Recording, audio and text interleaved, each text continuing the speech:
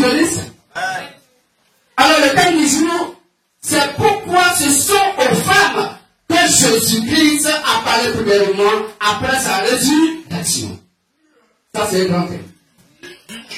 Il faut une MVM pour parler de ça. La question nous a menti. Jusqu'à même après de ça, on dit non, comme Jésus-Christ, quand il est mort, c'est les femmes qui l'ont vu. Il a posé avec les femmes. Est-ce que vous savez quel mystère il a donné aux femmes là-bas? Il n'y avait pas de garçon. C'est une femme qui est partie là-bas. La femme va prêcher. Qui vous a dit ça? Qui vous a dit ça? Marchons plus. Vous n'avez pas la révélation. Parce qu'aujourd'hui, le MVM est la révélation du Père. La révélation du Père. Saint-Esprit, Père. Amen. Amen.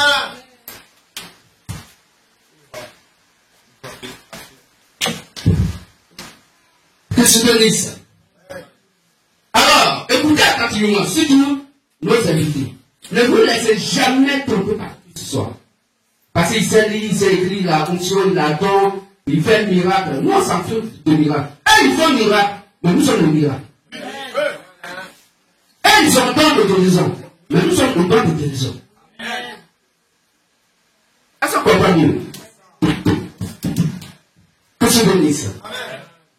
Donc, le thème du jour, pourquoi ce sont aux femmes que Jésus-Christ a parlé premièrement après sa résurrection? Ce message est donné par le grand maître béni, le Seigneur Jésus le Christ, de la Sainte Bible. L'instrument de travail qu'il a utilisé pour ce message est son nom serviteur Zakwan Tati Etienne. Ce message est donné le lundi 10 octobre 2022 à 19h49. Prenons Marc 16, 1, lecteur, Exode 1, 15, Marc 16, verset 1, Exode 1, 15, Exode chapitre 1, verset 15, Matthieu 7, verset 7 et 1 Timothée 2, verset 9. Marc 16, verset 1, Exode 1, verset 15, Matthieu 5, verset 7 et 1 Timothée 2, 9. Lecteur, on y va. Marc 16, verset 1. Lorsque le sabbat fut passé, Marie de Magdala, Marie, mère de Jacques, et Salomé achetèrent des aromates afin d'aller embaumer Jésus. Amen. Amen. Exode chapitre 1, verset 15. Exode chapitre 1, verset 15 à 16. verset 15 15 à 16, oui. Le roi d'Égypte parla ainsi aux sages-femmes des Hébreux, nommées l'une Shifra et l'autre Puya.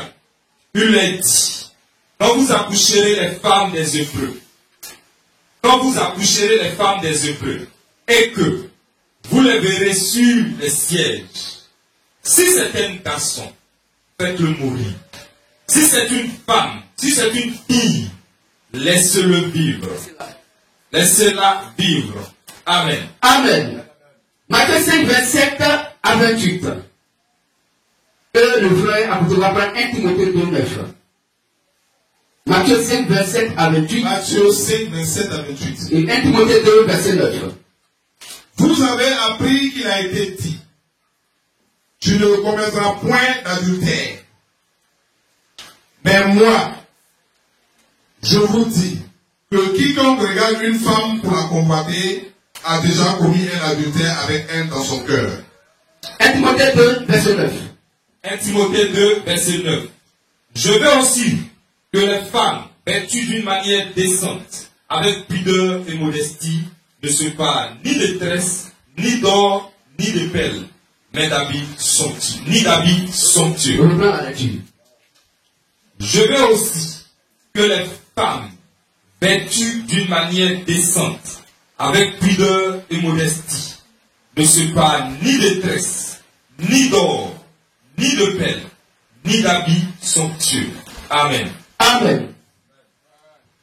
Alors, ce que nous avons remarqué, c'est que quand nous avons commencé la première lecture, Tout le monde est assis. Deuxième lecture, tout le monde est assis. Troisième lecture, tout le monde est assis. Quatrième lecture, tout le monde est assis. Donc, on va se lever. On va reprendre la lecture.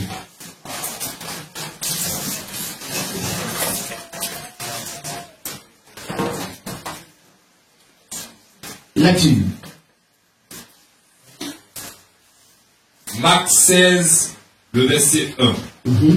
Lorsque le sabbat fut passé, Marie de Magdala, Marie, mère de Jacques, et Salomé achetaient des aromates afin d'aller embaumer Jésus. Amen.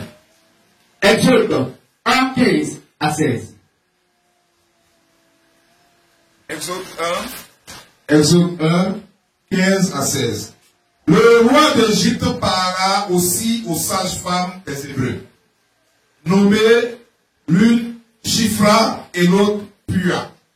Il leur dit, quand vous accoucherez les femmes des Hébreux et que vous les verrez sur les sièges, si c'est un garçon, faites-le mourir. Si c'est une fille, laissez-la vivre. Amen. Matthieu 5, 27 à 28. Matthieu 5, 27 à 28. Vous avez appris qu'il a été dit, tu ne commettras point d'adultère. Mais moi, je vous dis que quiconque regarde une femme pour la convoiter a déjà commis un adultère avec elle dans son cœur. Amen. Amen. 1 Timothée 2, 9. 1 Timothée 2, verset 9. Je veux aussi que les femmes, vêtues d'une manière décente, avec pudeur et modestie, ne se parent ni de tresses, ni d'or, ni de perles, ni d'habits somptueux. Amen. Amen. Asseyons-nous calmement. Merci. Un lecteur va prendre ce passage pour lire pour notre instruction. Tout le monde, on s'assoit. Luc 4, verset 16. Pour ne pas que désormais on puisse oublier. Luc 4, verset 16. Oui. Il se rendit à Nazareth, Jésus se rendit à Nazareth. où il avait été élevé. Oui.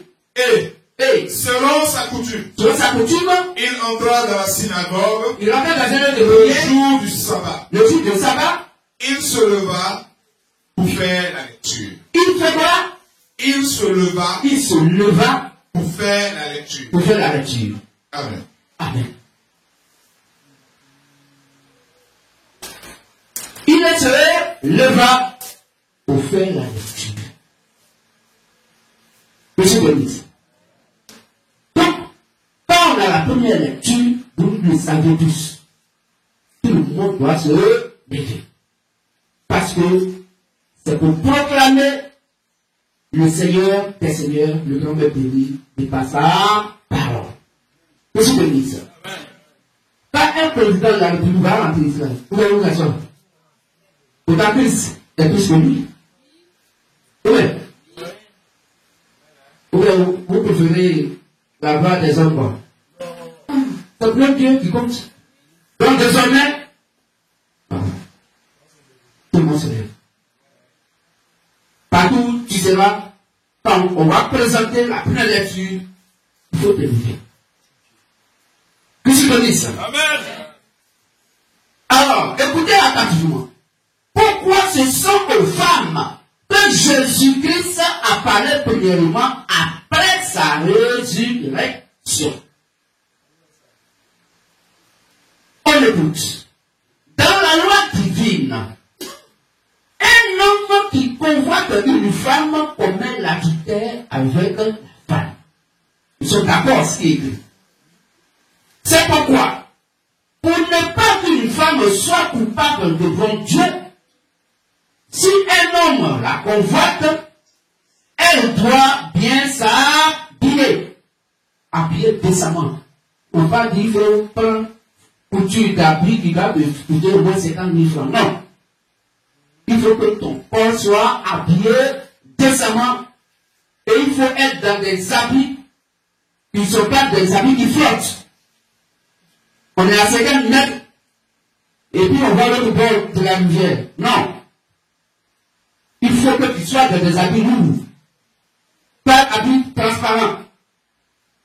Ou habits qui te dessinent. On est mannequin, on a mis au bord de la route. Est-ce qu'on comprend mieux? Si on comprend mieux, les femmes ou les sœurs qui s'habillent légèrement, vous savez combien de fois d'adultère vous êtes pas. Les sœurs qui s'habillent à mini-jupe, et puis elles se promènent, et puis le pire même. Bon, ça c'est autre chose, c'est pas grave. Ah, ça vous dit non? Mon patron m'a dit d'être à mini-jupe. Il dit, tu peux même pas aller négocier avec ton patron pour dire, patron, moi j'ai honte. C'est un homme, on peut négocier. À moins qu'ils disent que, non, ici c'est comme ça, on s'habille. Ça c'est un autre cas. Que se bénisse. Donc une femme qui s'habille de manière légère et qui n'ajoute rien, elle est coupable d'ajouter rien. Vous avez bien compris? Que se bénisse. Car si elle s'habille d'une manière légère et qu'un homme la convoite, elle est coupable avec l'homme. Oui. Affaire du paradis là, ça a changé, hein? Tu l'as convoité, elle a bien comme ça, tu l'as convoité. Tu es coupable avec elle. Vous êtes coupable. Pourquoi? Parce qu'aucun humain n'a le droit de voir la nudité d'une femme qui n'est pas sa femme. Parce qu'aucun humain n'a le droit de voir la nudité d'une femme qui n'est pas sa femme. Ou aucune femme n'a le droit de voir la nudité d'un homme qui n'est pas son mari. On comprend mieux? Quand on dit mari, c'est pas copain. Quand on dit femme, c'est pas copine. C'est celle que tu as dotée. Ou qui est ta fiancée. Ou bien celui qui t'a marié. Celui qui est ton mari. C'est pas copain, c'est pas copine. Qu'est-ce que je dis ça? Parce qu'aucun humain n'a le droit de voir la nudité d'une femme qui n'est pas sa femme. Ou aucune femme n'a le droit de voir la nudité d'un homme qui n'est pas son mari. Mais Dieu, sachant que l'homme va venir sur la terre par l'homme, Dieu, sachant que l'homme va venir sur la terre par l'homme, et puisque quand l'homme,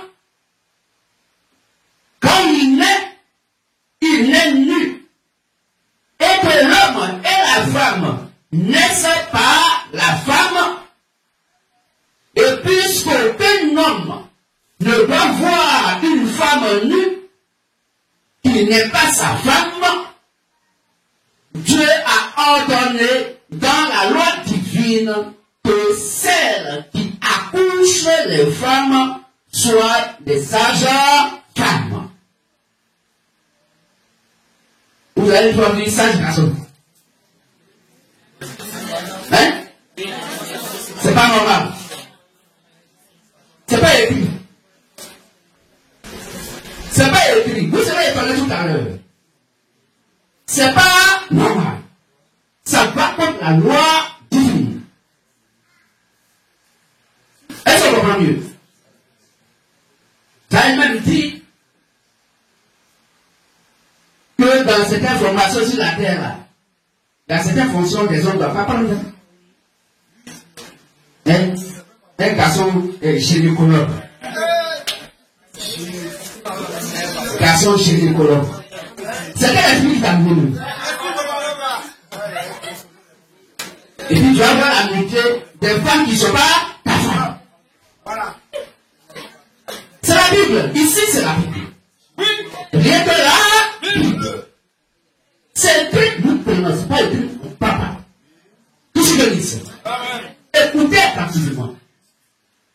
monde écoute à la chair. Je le prends. Parce qu'aucun humain n'a le droit de voir la nudité d'une femme qui n'est pas sa femme. Ou aucune femme n'a le droit de voir la nudité d'un homme qui n'est pas son mari. Mais Dieu, sachant que l'homme va venir sur la terre par l'homme, et puisque quand l'homme naît, il naît nu, et que l'homme et la femme naissent par la femme, et puisqu'aucun homme ne peut voir une femme nue qui n'est pas sa femme, Dieu a ordonné dans sa loi divine que celles qui accouchent les femmes soient les sages femmes. Qu'est-ce que je dis ça? C'est pourquoi, dans Exode 1, 14 à 15, on va lire rapidement. Exode 1, 14 à 15, ce sont les sages femmes qui faisaient accoucher les femmes. Aucun homme n'a le droit d'être gynécologue, n'a le droit de faire accoucher une femme. C'est impossible. Exode 1, 14 à 15. Oui. Il leur rendit la vie amère par de rudes travaux en argile et en briques, et par tous les ouvriers des champs, et c'était avec cruauté qu'il leur imposait toutes ces charges. Le roi d'Égypte parla aussi aux sages femmes. Aux sages femmes. Sages hommes? Sages hommes? Aux sages femmes des Hébreux, nommées l'une Shifra et l'autre Pua. Ok. Il leur dit, quand vous accoucherez les femmes, donc quand la femme va accoucher la femme, quand vous accoucherez les femmes des Hébreux, oui, et que vous les verrez sur les sièges, si c'est un garçon, si c'est un garçon qui est né, faites-le mourir. tuez-le. Si c'est une fille, laissez-la vivre. La décision a été donnée à qui? Sage-femme. Aux femmes. Sage-femme. Ce n'est pas sage-garçon. Ce n'était pas gynécologue. Sage-femme. Qu'est-ce que vous voulez dire ça? Vous pouvez vous asseoir, frère. Dans Exode, c'est la femme qui fait accoucher la femme. Nous sommes d'accord. C'est ce qui est écrit. Eh bien, c'est la femme qui fait accoucher la femme. Parce que aucun humain n'a le droit de voir une femme nue qui n'est pas sa femme. Mais la femme peut voir une femme nue et ça ne fait rien. Or, l'homme n'est de pas la femme. Or, l'homme n'est pas la femme. C'est pourquoi, dans la Sainte Merveilleuse et Merveilleuse Bible, les accoucheuses ou les sages femmes sont des femmes. Il n'y a pas d'homme dedans. Ce sont des femmes, sages femmes. Mais prenez votre dictionnaire européen aussi, vous pouvez faire dedans. Il n'y a pas sage homme. On dit dans le dictionnaire de Satan, il n'y a pas sage homme. C'est sage femme pour lui. Monsieur le ministre. Donc, dans les sages femmes, il n'y a pas d'homme dedans. Parce que, quiconque voit une femme habillée d'une certaine manière et qui la convoite commet l'adultère avec elle. Et la femme aussi est coupable à cause de son habillement. Or, on est nu. Quand la femme est nue, la femme est nue. Qu'est-ce que je dis ça? Or, on est nu. Et dans la Sainte Merveilleuse Bible, quand un être humain est mort, et dans la Sainte Merveilleuse Bible, quand un être humain est mort, puisqu'on est nu, ce sont les femmes qui le lavent.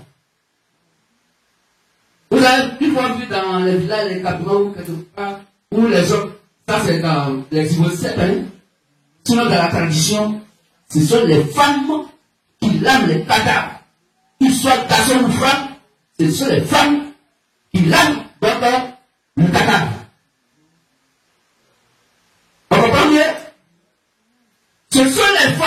le lave. Parce que la femme l'a vu nu lorsqu'il est né. Est-ce que vous comprenez? La femme fut la première personne à voir l'homme ou la femme nue. Quand la femme accouche, elle est la première personne à voir la nudité de l'enfant. Donc, à sa mort aussi, il faut la femme pour voir sa nudité pour la partir. Est-ce que vous comprenez mieux? Donc, ce sont les femmes qui lavent le cadavre. Mais ce sont les femmes qui le lavent parce que la femme l'a vu nu lorsqu'il est né avant que les hommes n'enterrent son corps et lorsque les hommes enterrent son enveloppe, comme lorsque l'enfant est né, c'est la femme qui fut la première à mettre le parfum sur l'enfant, donc sur lui. Comme lorsque l'enfant est né, c'est la femme qui fut la première à mettre le parfum sur lui, alors c'est la femme qui empremet les corps. Monsieur Denise, voici pourquoi le premier jour de la semaine, les femmes sont allées au cimetière pour embaumer le corps de Jésus-Christ pour respecter les saintes écritures. Or, Christ est mort et il est ressuscité. La résurrection est égale à la naissance. La résurrection est égale à la naissance. Christ est mort, il est ressuscité. Étant ressuscité, c'est une naissance. Est-ce que vous comprenez mieux? Amen. Et comme la résurrection est égale à la naissance, et puisque ce sont les femmes qui doivent faire accoucher la femme, alors ce sont les premières à entendre la voix de l'enfant. Et puisqu'elles sont les premières à attendre la voix de l'enfant, par conséquent, quand Jésus naît de nouveau, il doit parler premièrement aux femmes. Il doit parler premièrement aux femmes. C'est pourquoi il a parlé premièrement aux femmes pour accomplir la Bible profonde. Amen. Conclusion. Jésus-Christ a parlé premièrement aux femmes pour accomplir toute la volonté divine de la sainte, merveilleuse et mielleuse Bible.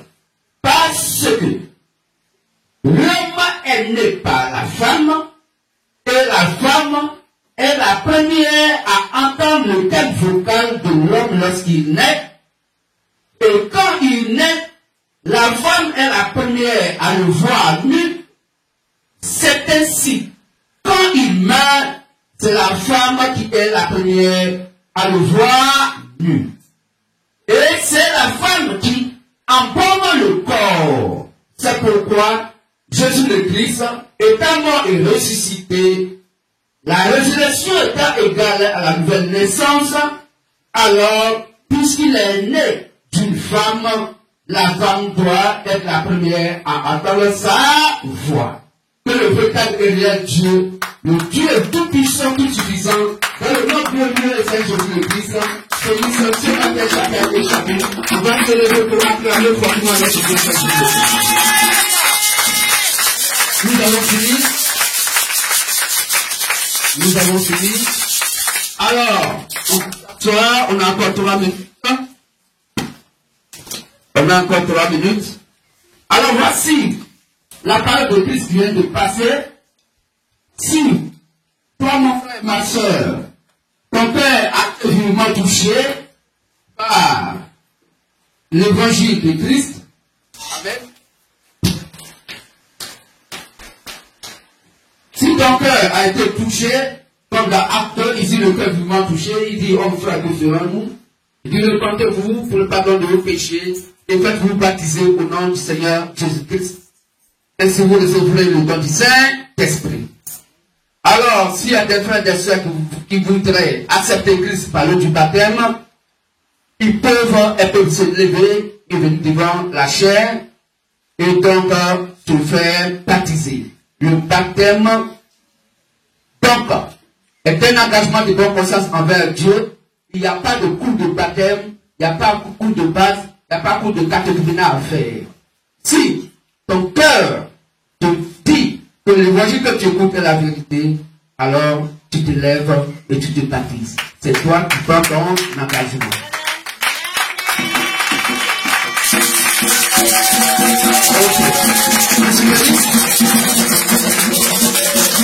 Alors tout à l'heure, nous allons aller au baptême. Vous êtes prêts pour aujourd'hui? On peut faire aujourd'hui? Ok, donc tout à l'heure, on va aller au baptême. Est-ce qu'on peut acclamer le baptême? Ok, pour chacun un cantique de séparation, on va se lever et danser à la voix de notre Dieu, Saint Jésus-Christ. Et après cela, nous nous retrouvons à partir de quelle heure? 14h, de 14h à 16h pour la prière des enfants et des femmes enceintes.